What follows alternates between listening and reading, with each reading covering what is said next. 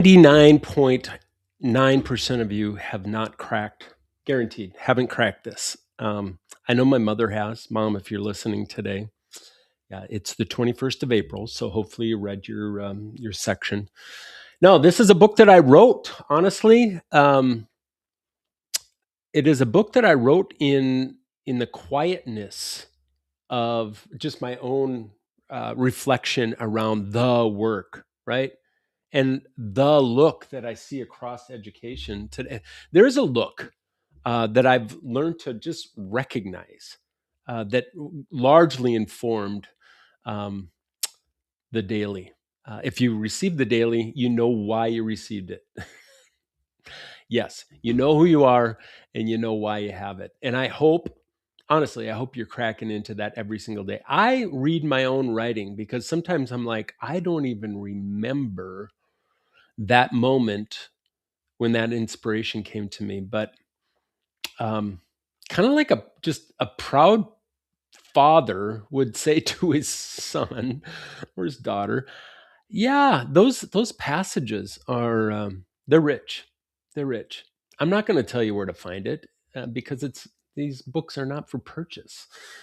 They're to be given away. So yeah, if you're one of the leaders in the network right now and you've received the daily and you are consuming and feeding off the daily on a regular basis, why not? Why not gift that to your team? Because there's a look. There is a look that I've learned to recognize, and it's not burnout. And guess what? That's the next book, folks.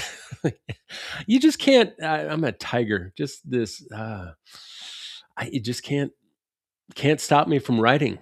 I hardly passed 11th grade regular English. My wife was in the upper tier of the. Yeah, it's just surprising, isn't it? I think many of us just take longer to open the gifts that we receive. There you go. But burnout, yeah, it has an edge to it, doesn't it? Tiredness that just doesn't really announce itself, or it does differently than what I'm going to talk about. What I'm talking about is much quieter. Um, and I'm reminded of a superintendent who has navigated like everything thrown at her for 19 years. She is just one of my sheroes, honestly, admired by everybody in the room.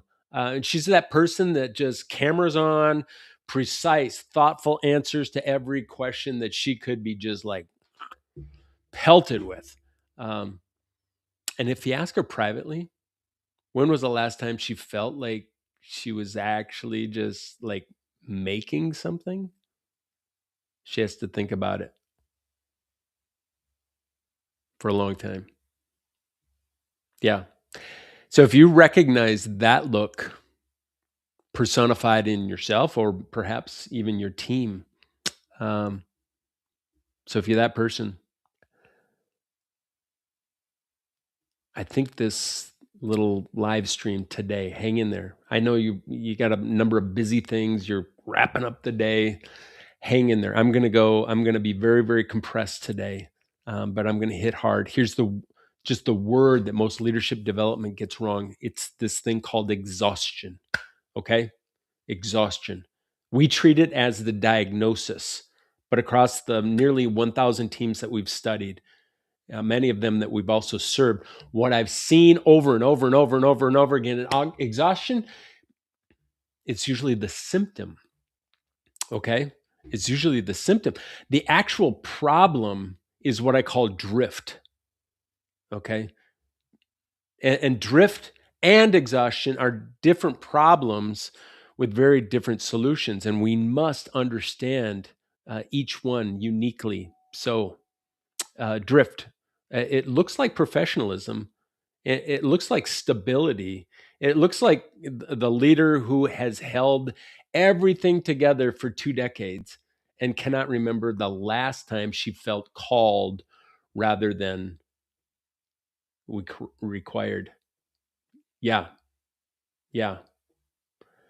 Um, Folks, I need to shut this live down today. I'm going to come back to you because I think somebody's at the office door and I think I know what they need. So I'm going to come back. Okay. Don't go away. Don't go away.